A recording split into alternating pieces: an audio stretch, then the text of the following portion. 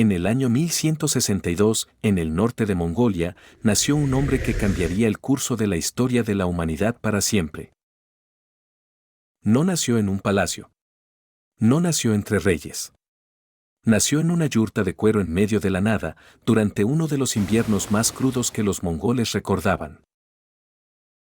Pero hay un detalle que los chamanes de su tribu jamás olvidarían. El recién nacido nació con el puño cerrado. Y entre sus dedos había un pequeño coágulo de sangre seca. Los ancianos dijeron que era una señal. Una señal de que este niño estaba destinado a derramar sangre. Simplemente no sabían cuánta. Para comprender en qué se convirtió Temujin, primero debemos comprender el mundo que lo acogió. La estepa mongola en el siglo XII no era solo un paisaje. Era un sistema de eliminación. Las temperaturas descendían hasta los 40 grados bajo cero. No había fronteras. No había leyes escritas. No había autoridad central. Solo había tribus. Y las tribus se aniquilaban entre sí con una regularidad que los propios mongoles consideraban completamente normal. Nacer en ese entorno no garantizaba nada. La supervivencia durante la primera semana dependía de la cantidad de leña que tuviera la familia. La supervivencia durante el primer año dependía de si tu tribu era lo suficientemente fuerte como para no ser atacada por otra tribu. Temujin nació en el clan Borjigin, una familia noble con poder limitado. Por ahora, eso era suficiente. El padre de Temujin, Yesugei, era un guerrero respetado del mismo clan. No era el hombre más poderoso de la estepa, pero era lo suficientemente peligroso como para que los demás se lo pensaran dos veces antes de atacarlo. Este delicado equilibrio protegió a su familia durante años. Pero la estepa no recompensa la estabilidad. La estepa recompensa la oportunidad. Y en el año 1171 surgió esta oportunidad. Cuando Yesugei regresaba de un viaje en el que había concertado el compromiso de su hijo pequeño con una muchacha de otra tribu, una alianza que fortalecería las relaciones entre los clanes, se detuvo en un campamento tártaro. Lo recibieron con hospitalidad. Le prepararon comida. Le dieron cobijo. Pero los tártaros reconocieron quién era. Y esta hospitalidad tuvo un precio. Un precio que Yesugei solo comprendería días después, cuando el veneno que le habían administrado ya estuviera haciendo efecto desde dentro. Su muerte rompió el equilibrio que mantenía al clan Borjigin. En la lógica de la estepa, una familia sin su guerrero principal no era una familia. Era una carga. Los miembros restantes del clan tomaron sus caballos, su comida y sus animales. Y simplemente se marcharon. Esto no era crueldad extrema. Era la economía de la supervivencia en el siglo XII. La madre de Temujin, Koelun, se quedó sola en la estepa con varios niños. Sin provisiones para el invierno. Sin protección. Sin aliados. Cualquier análisis objetivo de la situación daría como resultado lo mismo, cero posibilidades de supervivencia. Pero los análisis fallan cuando se topan con personas como Oelun. Ella no era una mujer que aceptara su destino. Y emprendió una educación que ningún palacio podría haberle proporcionado. Sin provisiones y sin aliados, la familia sobrevivió haciendo lo que la estepa exige de quienes no tienen otra opción. Aprendieron. Aprendieron a encontrar raíces comestibles bajo la nieve. Aprendieron a construir trampas primitivas con lo que la naturaleza les ofrecía. Aprendieron que el hambre tiene una aritmética cruel. Y que la única manera de sobrevivir es no desperdiciar nada. Los historiadores modernos creen que este periodo de privaciones extremas no creó personas destrozadas. Creó personas con una extraordinaria tolerancia al sufrimiento y una increíble capacidad para analizar la situación. Temujin aprendió algo que ningún maestro podría enseñarle, que los límites de lo que un ser humano puede soportar son mucho mayores de lo que la mayoría de la gente imagina. Donde otros veían un final, él veía el siguiente paso. Los historiadores que estudian la vida de Gengis Khan señalan un momento en particular como un punto de inflexión psicológico irreversible. No fue una batalla. No fue una victoria. Fue un conflicto interno. Se trata de la comida, un recurso escaso cuya distribución desigual amenazaba la supervivencia del grupo. Temujin tomó una decisión. Con la misma lógica fría con la que había aprendido a calcular cada acción en la estepa, identificó la amenaza, evaluó las consecuencias de la inacción y actuó. Las fuentes históricas, en particular la historia secreta de los mongoles, escrita décadas después, describen este momento como la primera vez que Temujin impuso una jerarquía interna. Una jerarquía basada en un principio que más tarde definiría toda su estrategia: los recursos pertenecen a quienes garantizan la supervivencia del grupo. No para aquellos que simplemente las reivindican. Era una filosofía brutal. Pero en el contexto de la estepa del siglo XII era perfectamente racional. A los 16 años, Temujin no tenía ejército. No tenía tierras. No tenía suficiente ganado para ofrecer como dote o tributo. Pero poseía algo que la estepa valoraba más que cualquier recurso material: una reputación de supervivencia. En un entorno donde la mayoría de los hombres en su posición simplemente desaparecían, devorados por tribus más fuertes, muertos de frío o asesinados en conflictos tribales insignificantes, él seguía vivo. Y eso transmitió un mensaje claro. Este hombre es difícil de matar. Togrul, el líder de los queraitas y antiguo aliado del padre de Temujin, comprendió el valor de esta señal. Aceptó la alianza propuesta por Temujin. No por generosidad. La generosidad no era un principio en la política exterior de la estepa. Lo hizo porque consideró que Temujin era un activo que era mejor tener de tu lado que en tu contra. Borte era la chica que el padre de Temujin había elegido para que fuera su esposa antes de morir. El matrimonio no fue romántico. Fue estratégico. Fortaleció la alianza entre el clan Borjigin y la familia Ongirat, aunando recursos y brindándose protección mutua. Pero la estepa rara vez se ajusta a los planes humanos. Unos meses después de la boda, 300 guerreros de la tribu Merkit atacaron el campamento al amanecer. Temujin logró escapar. Borte fue capturada. En la lógica de la estepa, esto no era inusual. Las mujeres eran un recurso estratégico. Recuperarlos implicaría negociación, tiempo o simplemente aceptar la pérdida. Cualquier análisis racional de la situación diría lo mismo. Espera. Pero Temujin no actuaba como un analista racional. Era mucho más peligroso. Llamó a sus aliados, Togrul de los Queraites y su amigo de la infancia Jamua, y juntos organizaron un ataque nocturno contra el campamento Merkit.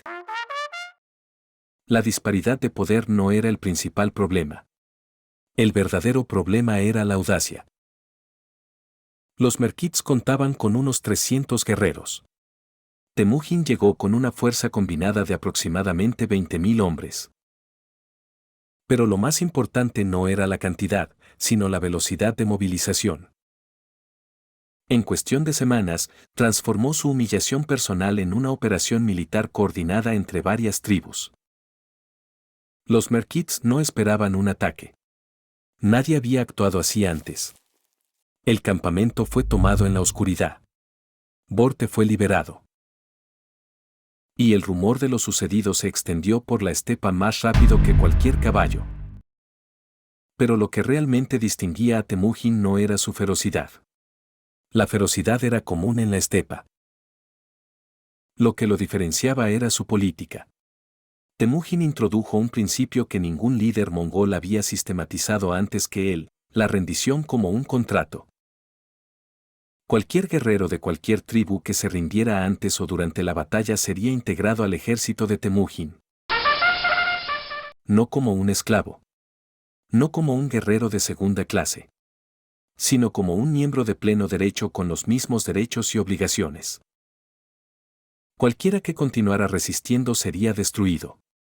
Esta política cambió por completo la mecánica de la expansión. Cada tribu derrotada no se convirtió en una carga, sino en un aumento de poder. Los enemigos de ayer se convirtieron en los soldados de mañana.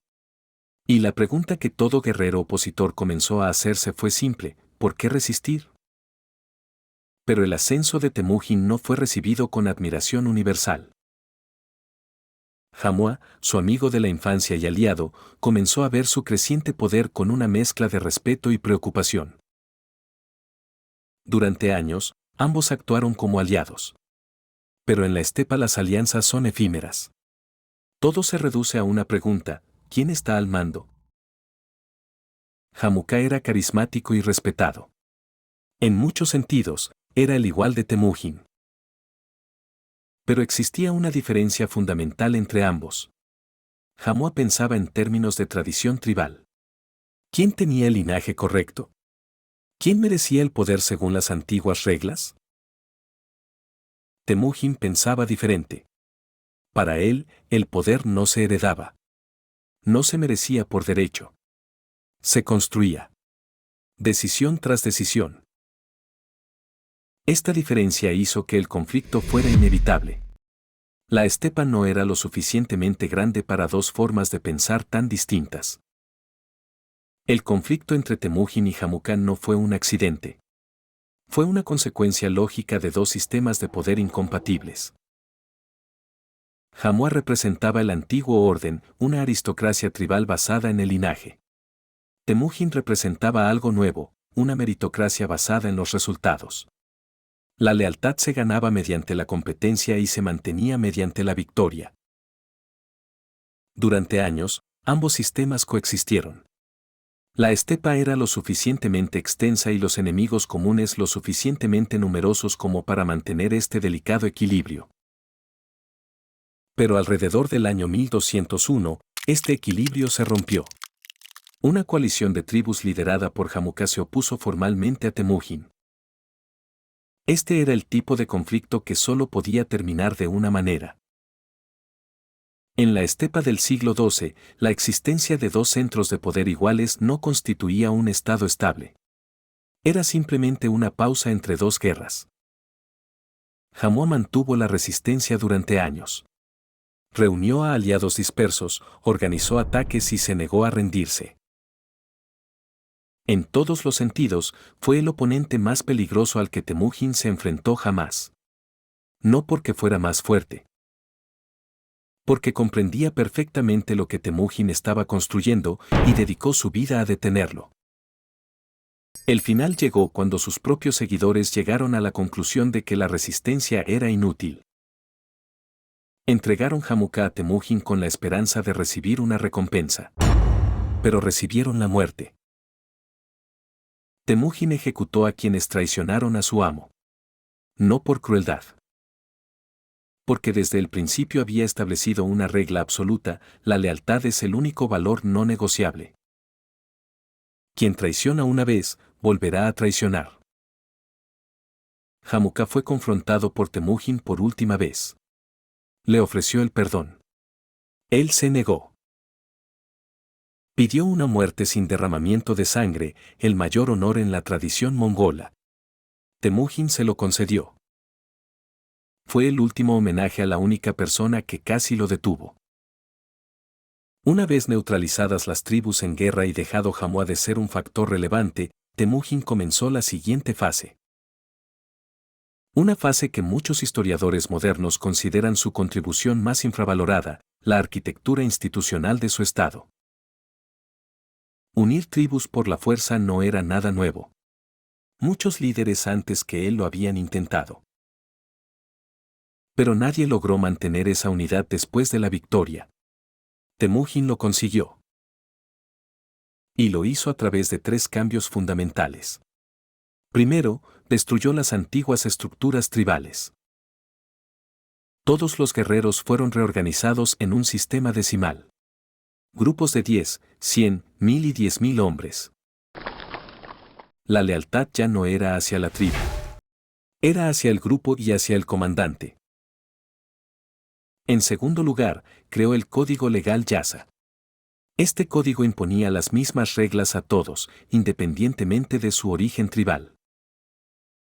En tercer lugar, nombró a los comandantes en función de sus habilidades, no de su linaje. Hombres de origen esclavo llegaron a comandar a decenas de miles de guerreros. Esto fue una verdadera revolución organizativa.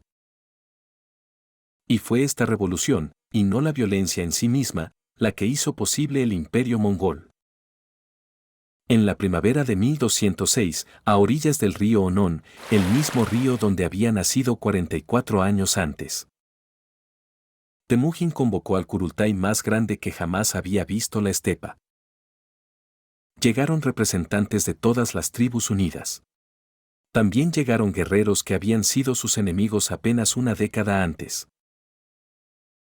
Llegaron chamanes, comerciantes y enviados de naciones lejanas, observando lo que sucedía con una mezcla de admiración y temor.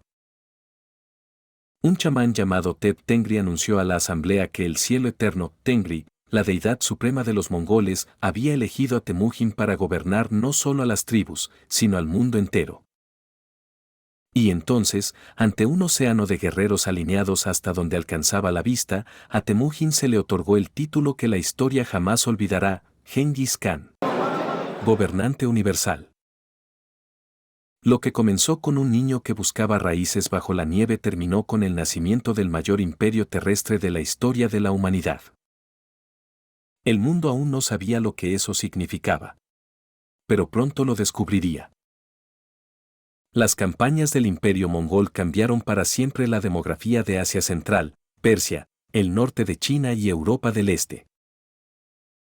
Las rutas comerciales entre Oriente y Occidente, que habían estado interrumpidas durante siglos por conflictos tribales, fueron unificadas por la fuerza bajo el dominio de la llamada Pax Mongólica.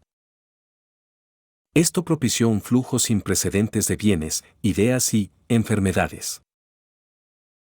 Algunos virólogos modernos incluso sugieren que la peste negra del siglo XIV, que acabó con entre un tercio y la mitad de la población de Europa, se extendió precisamente a lo largo de las rutas que abrió el imperio mongol.